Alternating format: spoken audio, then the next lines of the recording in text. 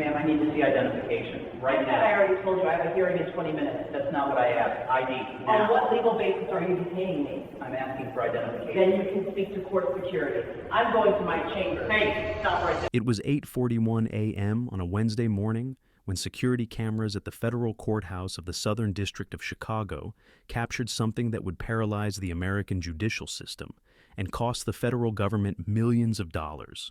A black woman wearing a full black judicial robe, carrying a leather briefcase, was waiting for the elevator in the main lobby when two ICE agents in tactical vests approached and blocked her path. The woman had done nothing to attract attention.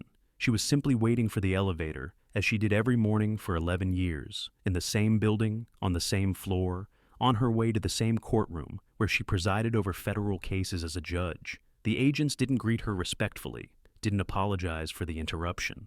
They simply blocked her path and demanded she prove her right to be in one of the most secure federal buildings in the country. What these agents didn't know, what their arrogance and prejudices made impossible to see, even with all the signs before their eyes, is that the woman they were detaining was the Honorable Judge Diana Reeves, federal judge of the United States District Court, appointed by the President and confirmed by the Senate, with 11 years on the bench and jurisdiction over exactly the type of case ICE depended on federal courts to process.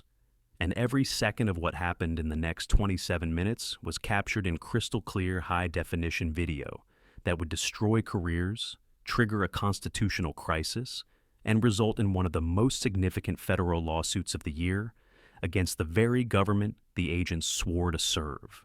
Before we dive into this completely insane story, tell me something. Where are you watching from right now? Drop your city or country in the comments below. And if you haven't subscribed to this channel yet, hit that subscribe button because stories like this need to be told, need to be shared, need to be remembered. You won't want to miss a single second of what happens next, because the twist that's coming is absolutely epic. Diana Reeves was 54 years old and represented everything the American judicial system claimed to value.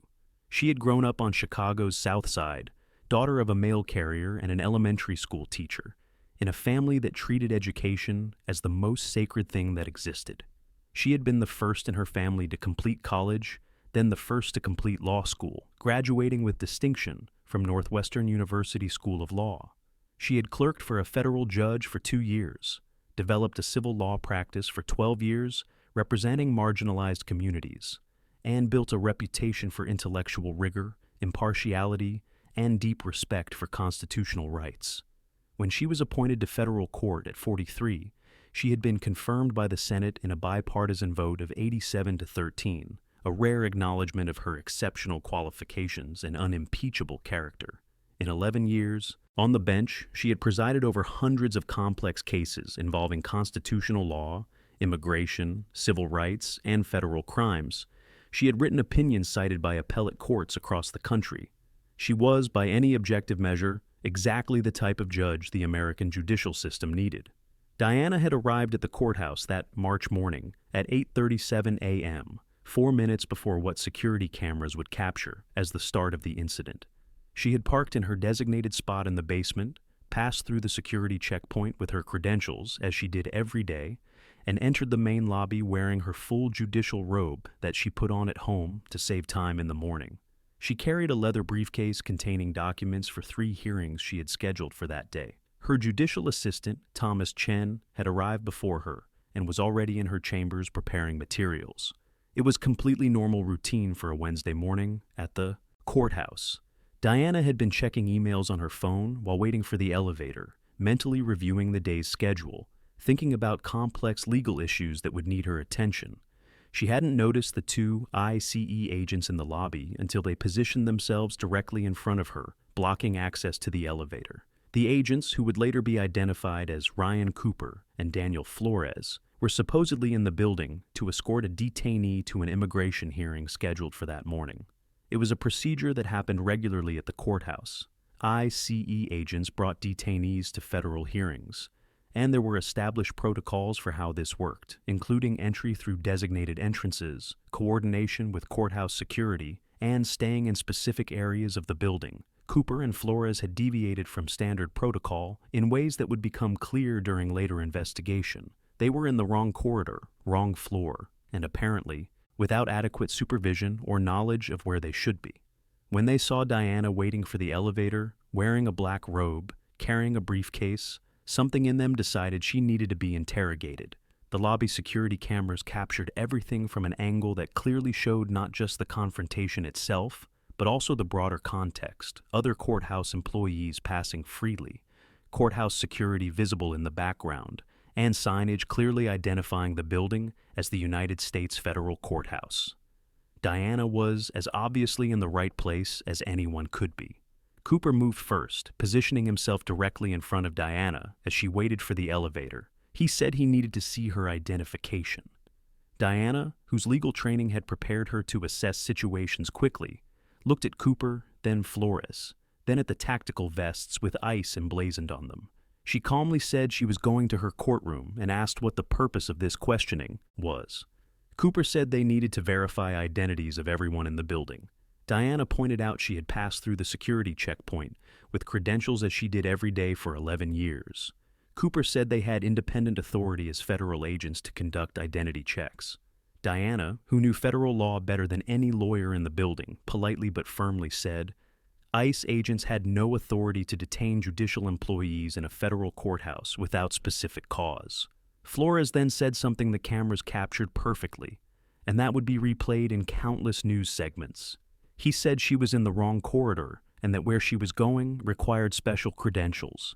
Diana looked at the elevator clearly marked for floors 3 to 8, where her courtroom was on the 5th floor, then looked back at Flores with an expression mixing disbelief with absolute authority. She said she knew exactly where she was going because she had been going to the same place for 11 years. Other courthouse employees were watching the interaction with growing discomfort. A paralegal named Maria Santos, who had known Diana for 6 years and saw her every morning, was immediately alarmed seeing 2 ICE agents blocking the judge's path. She instinctively grabbed her phone and started recording, capturing an additional angle of the interaction. The courthouse security officer at the main reception, James Walker, noticed the situation and started walking toward the group, though it was impossible to tell from footage whether he had immediately identified who Diana was. The situation was growing more tense with every passing second, and there was something deeply disturbing about watching it. A federal judge in full judicial robe being blocked and interrogated in the very courthouse where she exercised authority over federal cases.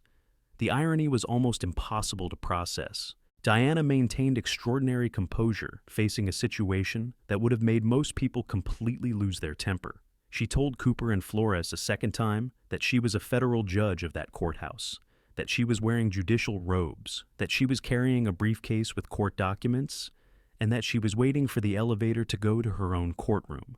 Cooper said he needed photo identification, regardless of what she claimed to be. Diana asked specifically what legal authority he was invoking to detain a judicial employee in a federal courthouse. Cooper said it was a matter of national security. Diana responded that national security didn't create unlimited authority for ICE agents to detain people in federal buildings without specific articulable cause, that she knew the law on this very well because she had presided over cases involving exactly these questions. Flores then made the error that would define the entire situation that followed. He told Diana that if she really were a judge, she would have no problem showing identification, and that resisting was making her suspicious. It was the classic logical trap Diana had seen used countless times in cases before her, framing exercise of constitutional rights as evidence of guilt. Diana looked directly at Flores and said something the cameras captured with perfect clarity that would be quoted in every news article about the case. She said she had presided over more than 200 federal immigration cases, that she had signed orders affecting ICE operations, and that the irony of ICE agents trying to intimidate her in her own courthouse wasn't lost on her. She said they could continue down this path if they wanted, but they should understand every second was being recorded on high-definition camera, and that she would personally ensure full oversight would be applied to what was happening. Cooper, for the first time showing a sign of uncertainty, asked if she had a courthouse credential she could show.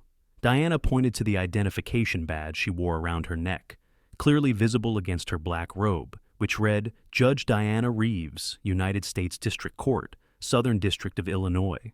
Cooper examined the badge for a moment, and expression on his face changed slightly. But instead of immediately backing down and apologizing, he said the credential could be forged and he still needed additional verification. James Walker, the courthouse security officer, reached the group at that moment. Walker had worked in the building for 16 years. He knew every judge, every prosecutor, every public defender by name and face. He recognized Diana immediately, and his face showed instant alarm. He addressed her as Judge Reeves and asked if she was okay, what was happening. Diana, maintaining calm but absolutely firm voice, explained these ICE agents had detained her, were refusing to accept her credentials, and were claiming they needed additional verification of her identity despite her being in judicial robes with a visible badge in the building where she worked. Walker turned to Cooper and Flores with an expression of genuine shock. He told them that was Judge Diana Reeves, that she had worked at that courthouse for over a decade, and asked what exactly they thought they were doing. Cooper said they were conducting a security identity verification protocol. Walker said no security protocol authorized outside agents to detain federal judges in their own courthouse without coordination with building security.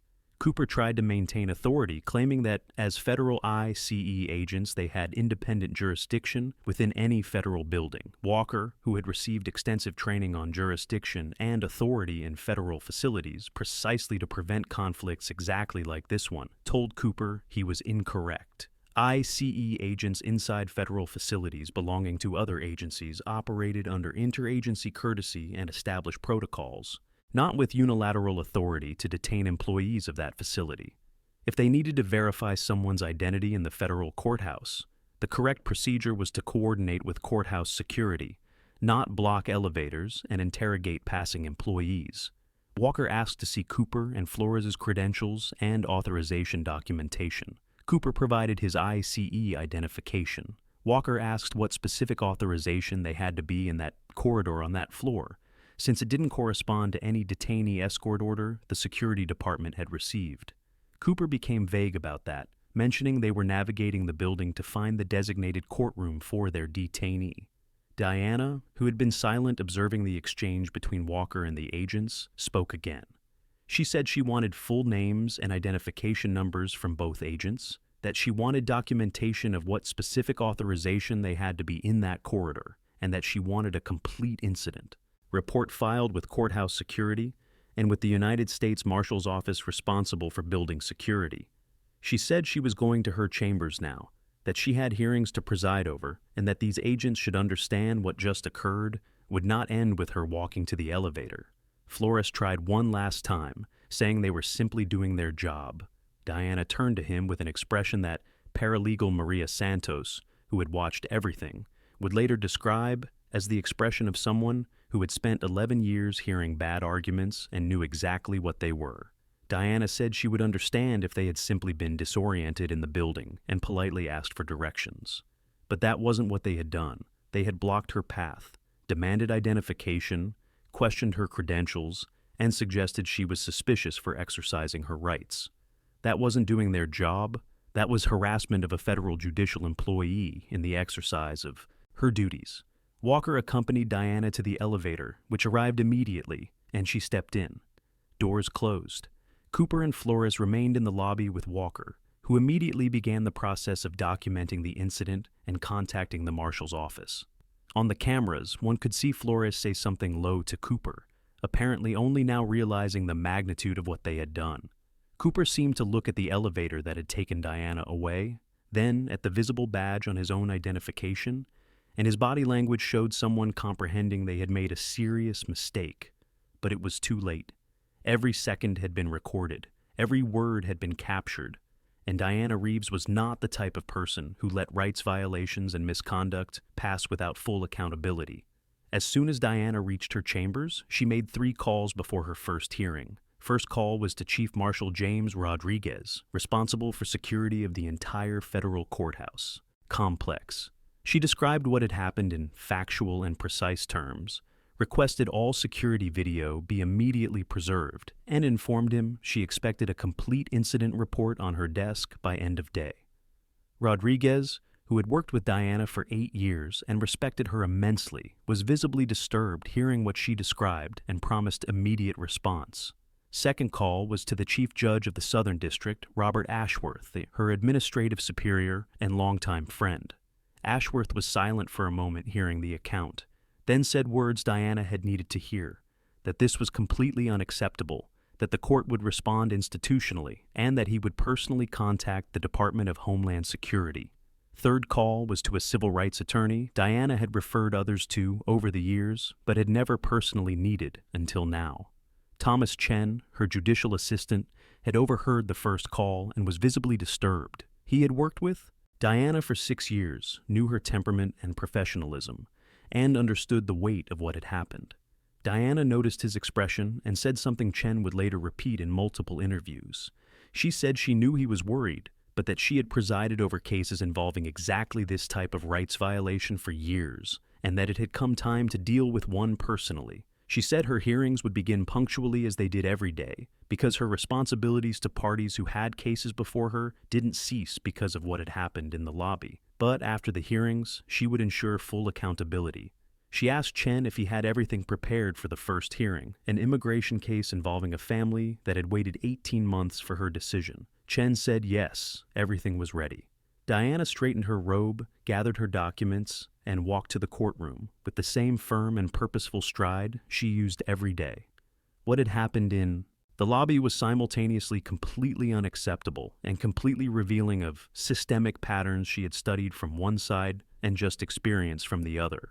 Diana's 3 hearings that day proceeded with the precision and professionalism that defined her reputation. Lawyers who regularly practiced in her court noticed something different that day, an even sharper quality of attention than usual, as if she were channeling something into work that normally remained separate. She presided over each case with complete impartiality, asked penetrating questions, and ensured all parties were treated with equal respect and dignity. Nobody in the courtroom knew what had happened in the lobby that morning.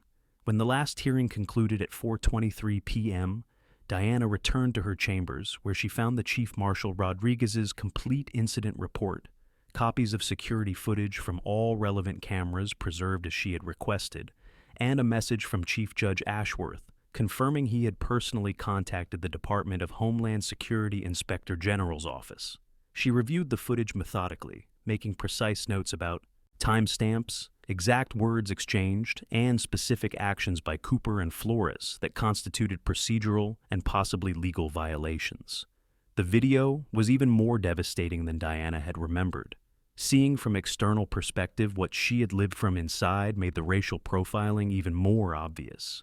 Cameras clearly showed multiple other courthouse employees passing through the same corridor in the moments immediately before Cooper and Flores approached Diana. A white man in a suit with a briefcase similar to hers. A white woman carrying a stack of files. 2 white men in casual clothing. None had been approached or questioned. Cooper and Flores had stood in the lobby for approximately 4 minutes before Diana appeared, and cameras showed their eyes following those white employees without any sign of interest. When Diana, wearing a black robe identical to what any federal judge would wear, appeared and positioned herself to wait for the elevator, both agents immediately moved toward her. The sequence was so clear, it was difficult to imagine any explanation beyond racial profiling. The Inspector General's office opened a formal investigation the following day. This investigation had broader scope than simple review of the incident with Diana. Ashworth had provided the Inspector General context about a pattern courthouse security staff had noticed. In the previous 3 months, there had been 4 separate incidents where ICE agents operating in the building had deviated from established protocols, entered unauthorized areas, and in 2 cases had questioned courthouse employees about their reasons for being in the building. In all 4 previous cases, the employees questioned were people of color. None of the white courthouse employees had reported being approached by IICE agents outside the context of escorting detainees. The pattern suggested the incident with Diana wasn't an aberration, but continuation of systematic behavior that had been happening and ignored because previous victims didn't have either Walker's immediate recognition or Diana's position to force institutional response. The story leaked to media within 48 hours, not through Diana, who had determined to follow official channels first, but through multiple courthouse employees who had witnessed the incident and were horrified by what they saw. Once reporters had the initial tip and started asking questions, the full story emerged quickly.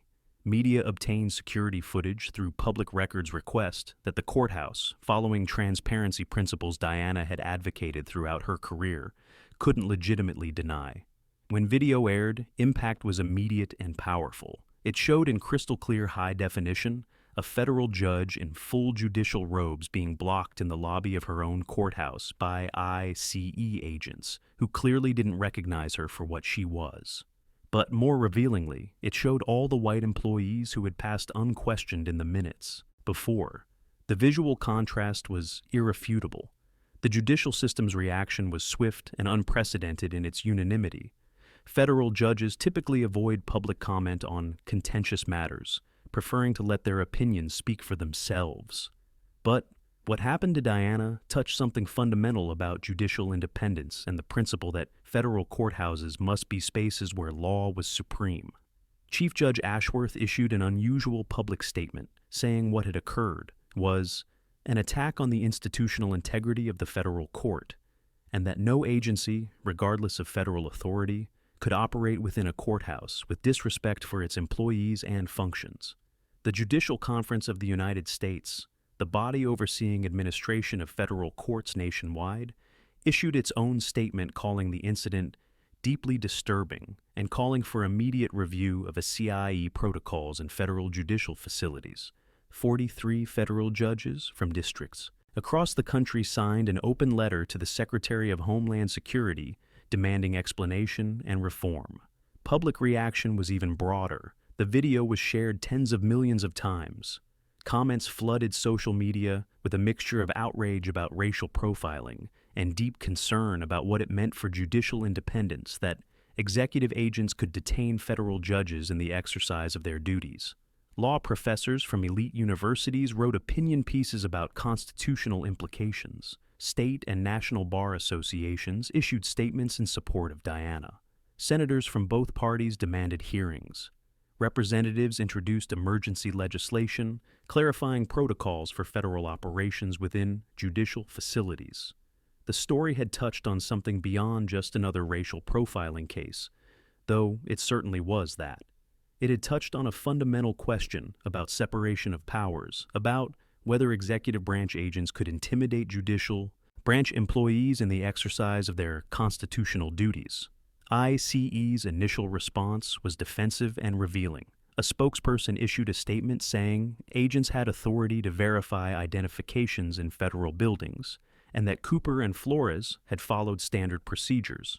But that defense crumbled immediately when confronted with evidence that no standard protocol involved blocking federal judges in judicial robes in their own courthouses, that Cooper and Flores had deviated from their designated detainee escort route, and that they hadn't coordinated with courthouse security as required. Worse for ICE, the Inspector General investigation had found Cooper had 2 previous complaints in his file for unauthorized approaches in federal facilities, and that Flores had completed training on interagency protocols only 6 months prior, making the claim of ignorance particularly difficult to sustain. The standard procedure narrative had become untenable within less than 72 hours after the incident. Investigative reporters discovered Cooper and Flores had been at the courthouse that day with a specific task that required no identity verification of courthouse employees. They were escorting an immigration detainee to a hearing that had been rescheduled the previous week, and they should have gone directly to the designated detention room in the basement, not to the main lobby. They had entered through the wrong entrance, gone up to the wrong floor, and then instead of recognizing their mistake and asking courthouse security for directions, had decided the best use of their time was to question employees they encountered about their reasons for being in the building. The detainee they were supposedly escorting had waited for them in the detention room for 40 minutes before a security officer realized something was wrong and started looking for them. The detainee was eventually transferred by other officers to his hearing, which started 40 minutes late, precisely because Cooper and Flores were in the wrong lobby asking questions they had no legal authority to ask. The full irony of the situation became apparent when more information emerged. The immigration hearing, for which Cooper and Flores were supposed to be escorting, their detainee was scheduled before Judge Diana Reeves herself. They had blocked the path of the judge who would preside over their own detainee's case. Had they not deviated from protocol, Had they not stopped Diana in the lobby, she would likely have reached the courtroom before them and presided over their detainee's case with the same impartiality and professionalism with which she presided over all others. The situation had generated the extraordinary case of agents preventing the very judge from reaching their own detainee's case. This irony was highlighted by multiple legal commentators as a perfect illustration of how misconduct not only violated rights but undermined the very law enforcement work supposedly being performed. The Inspector General investigation expanded rapidly beyond Cooper and Flores to examine broader systemic issues within ICE. Investigators discovered the department had no adequate training on how to operate within federal judicial facilities belonging to other agencies. ICE's training curriculum focused heavily on enforcement tactics and detention procedures, but dedicated only 4 hours to interagency protocols, and those 4 hours covered multiple types of federal facilities at such superficial level that agents left without clear understanding of limits of their authority in specific contexts like federal courthouses. There was no specific module on how to operate in judicial facilities, on the special status of judicial employees, or on the constitutional doctrine of judicial independence that made courthouses categorically different from other federal facilities. Agents were essentially sent into the field with significant authority, but without the necessary understanding of where that authority ended. Even more concerning was discovery that the pattern of incidents at Chicago's courthouse wasn't isolated. Investigators identified 17 similar incidents in 8 other judicial districts in the past 2 years, where ICE agents had approached or questioned judicial employees inside courthouse facilities without adequate authorization or justification. In 14 of the 17 cases, employees questioned were people of color. In all cases, employees had visible credentials identifying them as courthouse employees. In none of the previous cases had it resulted in serious discipline for involved agents because victims didn't have the platform or position to force comprehensive investigation. Diana Reeves had both. The systematic pattern that had been invisible for 2 years suddenly became impossible to ignore. ICE hadn't just failed to adequately train agents about limits of authority in judicial facilities. It had created a culture where employees of color in federal buildings could be routinely interrogated without cause, while white colleagues passed freely. Cooper and Flores' depositions during investigation were revealing in their inability to provide coherent justification. Cooper was questioned why he had chosen to approach Diana, specifically when multiple other employees had passed through the same corridor. He said she had seemed out of place. Investigators asked what specifically had seemed out of place about a woman wearing full judicial robes in a federal courthouse. Cooper couldn't articulate a specific answer. He tried to say the robe could be anyone's, but investigators pointed out that federal judicial robes are highly specific in design and not available for general purchase. He claimed he hadn't recognized it was a judicial robe, but witnesses, including Walker, confirmed the nature of the garment was completely obvious. Each justification Cooper offered crumbled under basic scrutiny. When investigators showed footage of white employees passing without being approached and asked why he hadn't questioned them, Cooper said they hadn't drawn his attention. Investigators asked what specifically about Diana had drawn his attention in a way those others hadn't. Cooper was silent for a long moment before saying he couldn't explain. Flores' deposition was similarly incriminating. When asked about the phrase he had said to Diana about her being in the wrong corridor, he tried to argue it had been a simple observation about location. But investigators showed footage proving the corridor where Diana was standing was the only corridor leading to the elevators serving her courtroom on the 5th floor, and that she had been exactly where she should be. When confronted with evidence that the statement had been factually incorrect and that he couldn't have known it was incorrect without first verifying where she was going, Flores couldn't explain how he had reached the conclusion she was in the wrong place.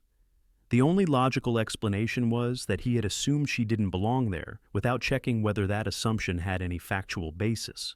When investigators asked whether he had considered she might be a courthouse employee before approaching her, Flores hesitated before saying he hadn't initially considered that. That admission was devastating. He had approached and detained Diana without first considering the obvious possibility she might work in the building.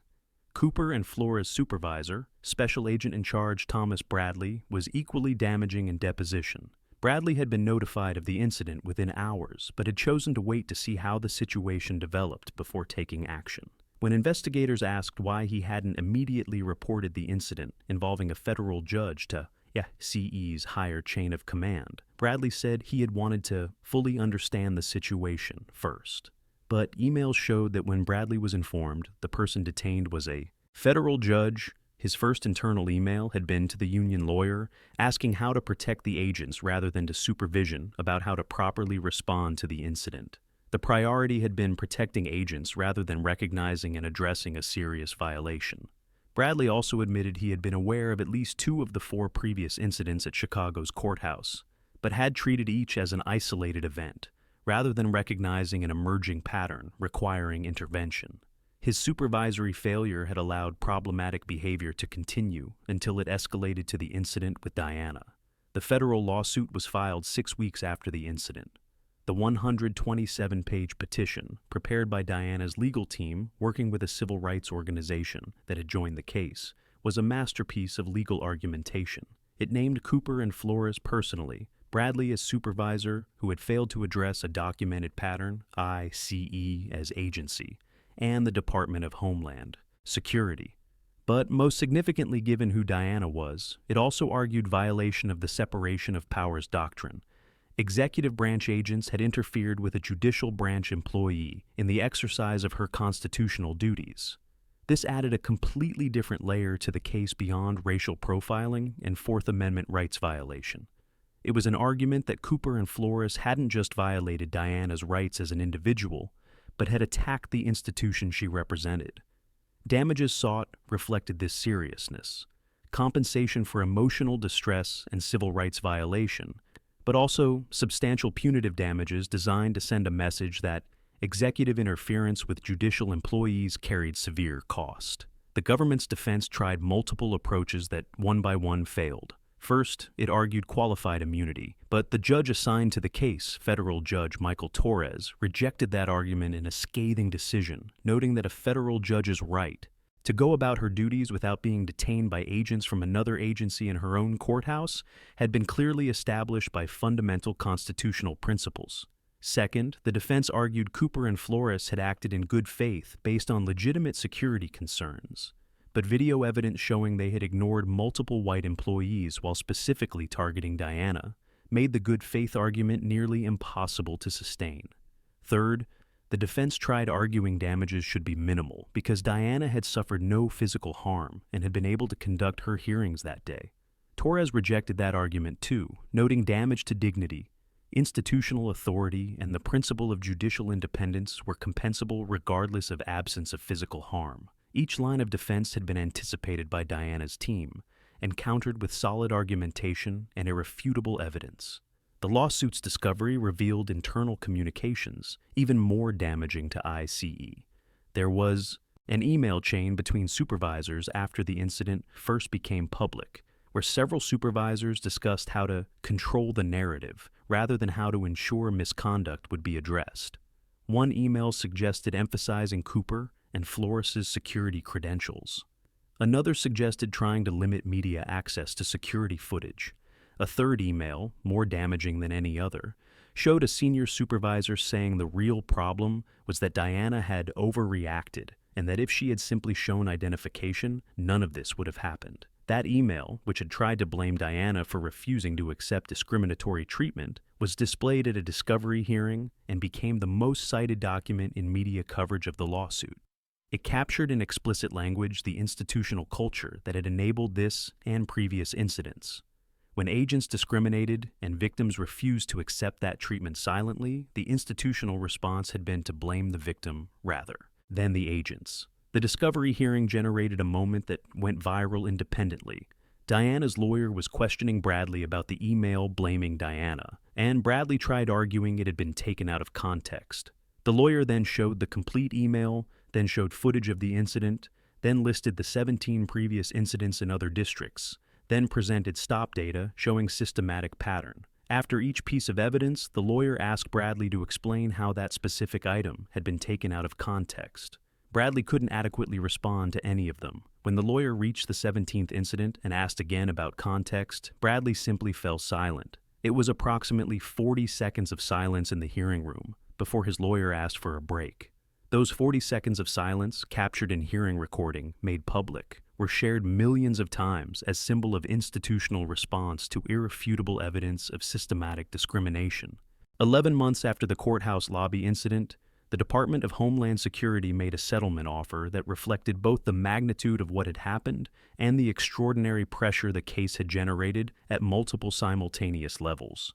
The direct compensation offer was $4.2 million for Diana, a number her lawyers described as reflecting not only individual rights violation, but broader institutional damage to the federal courthouse and the principle of judicial independence. But as in all cases that truly mattered, money was only the minor part of the equation. The government agreed to permanent termination of Cooper and Flores, with revocation of federal law enforcement certifications nationally, not just in the Northern District of Illinois. Bradley would be forced into early retirement, with loss of benefits related to his documented supervisory negligence. But the systemic reforms Diana had demanded and the Judicial Conference had endorsed were where the settlement found its true weight and meaning. The new mandatory training protocol would be implemented across all 24 ICE field divisions nationwide within 12 months. Every active agent, regardless of years of service or seniority level, would complete a 32-hour program specifically on operations in federal facilities belonging to other agencies. Program would include a dedicated 8-hour module on federal judicial facilities, covering the judicial independence doctrine, constitutional status of judicial employees, specific protocols for ICE operations in courthouses, and legal consequences of unauthorized interference with judicial employees. Training would be developed in collaboration with the Judicial Conference of the United States, ensuring the judicial branch's perspective was incorporated rather than left as afterthought. Agents would have to pass competency tests demonstrating understanding of where ICE authority ended in specific contexts. Failing would result in removal from field work until successful retraining. The settlement established binding interagency protocol for ICE operations in federal judicial facilities. Before any operation in a federal courthouse, ICE agents would be required to notify the chief marshal responsible for that facility with minimum 24 hours advance notice, providing agent names, operation purpose, and planned route within the facility. The chief marshal would have authority to modify planned route or procedures if they conflicted with courthouse operations.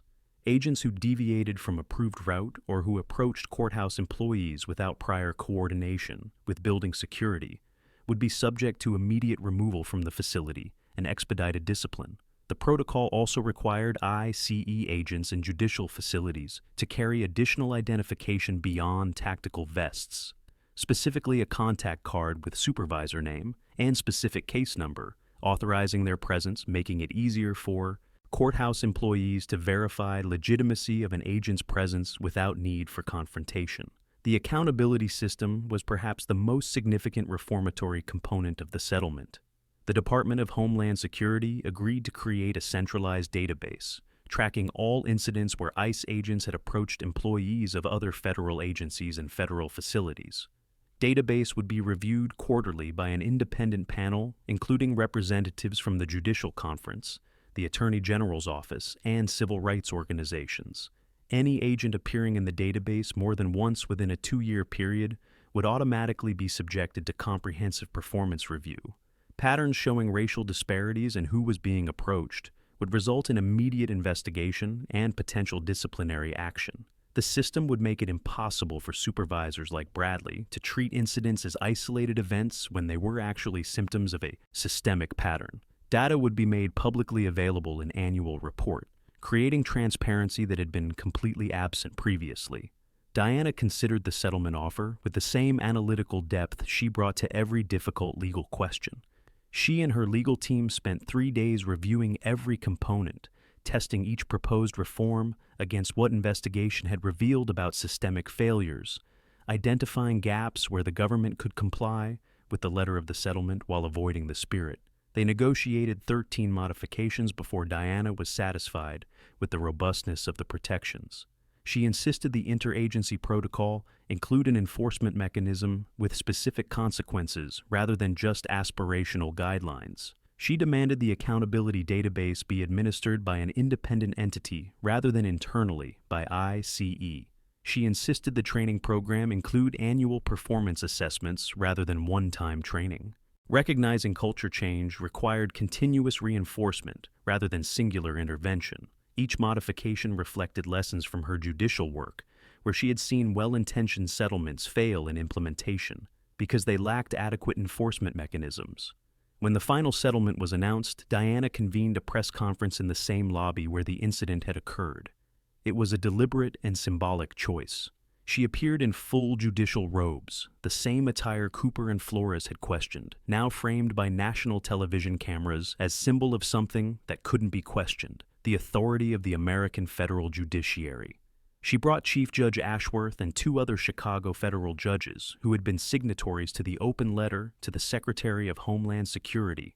The collective presence of 4 federal judges in the lobby, where one of them had been detained, sent a powerful message about the judiciary's institutional response to what had happened. Diana spoke for 22 minutes without notes, her voice carrying the authority of someone who had spent decades mastering the art of making complex arguments with perfect clarity.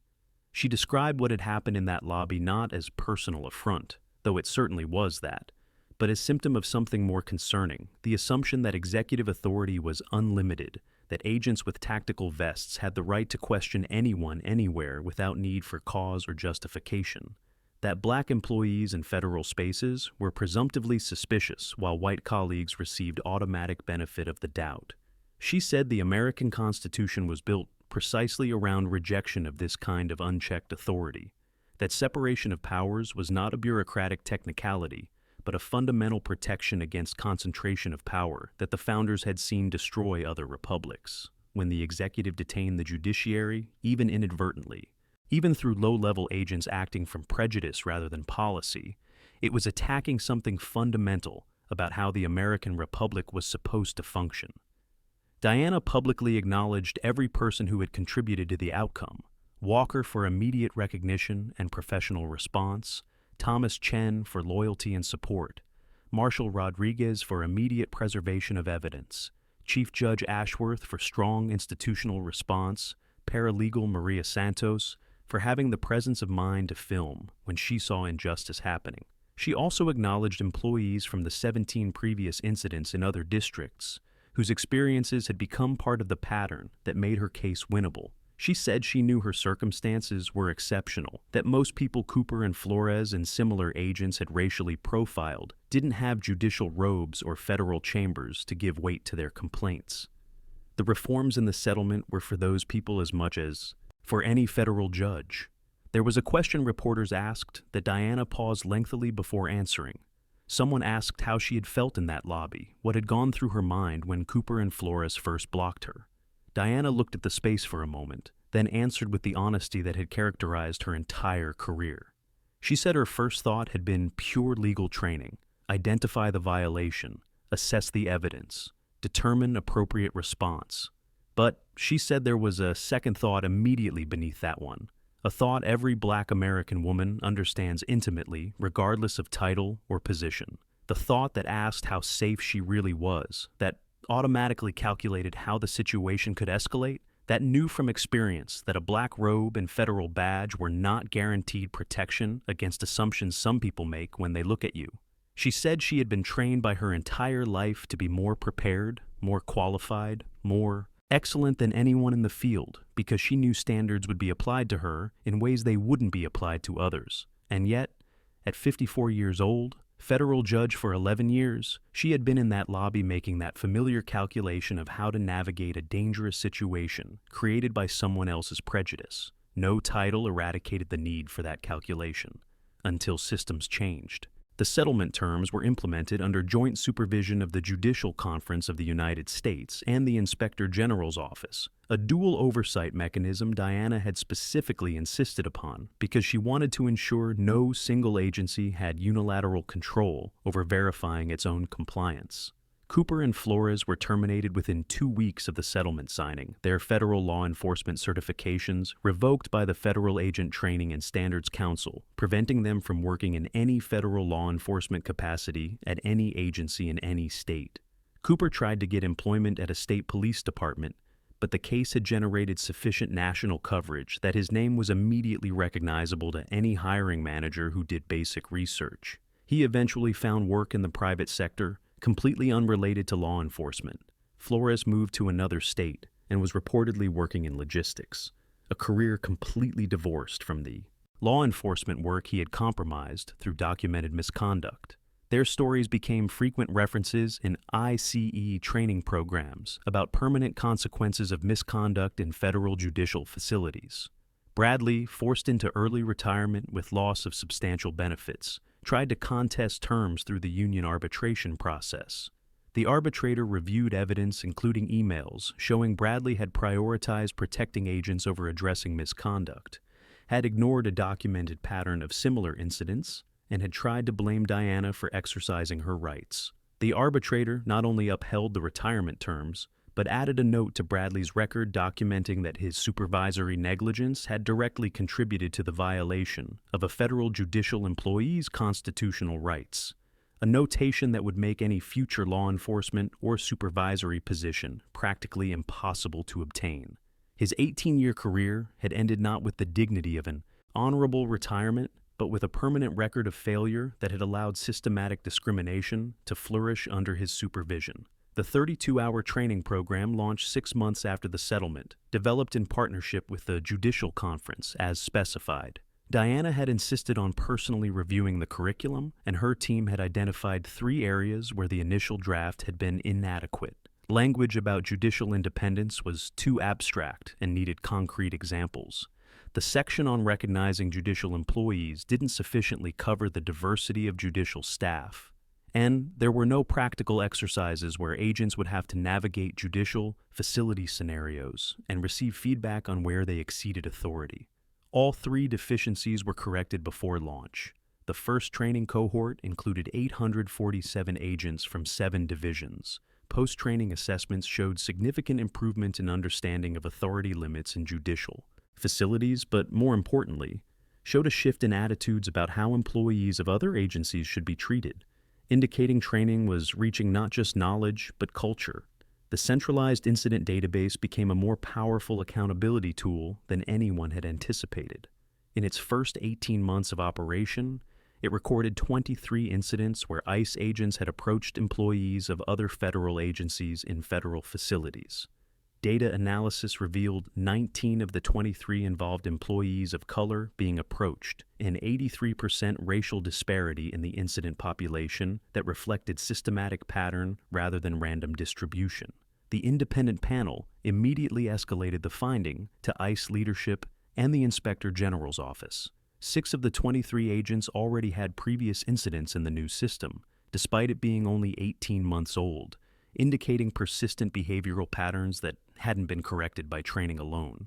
3 were removed from field work and sent for intensive retraining.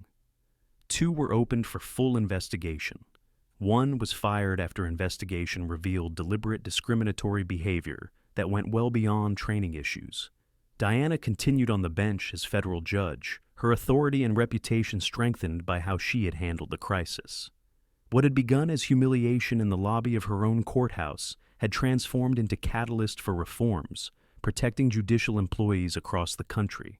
She had been invited to testify before the Senate Judiciary Committee on Judicial Independence and Interagency Relations, where her testimony had been described by senators from both parties as among the most substantive and illuminating they had heard in years.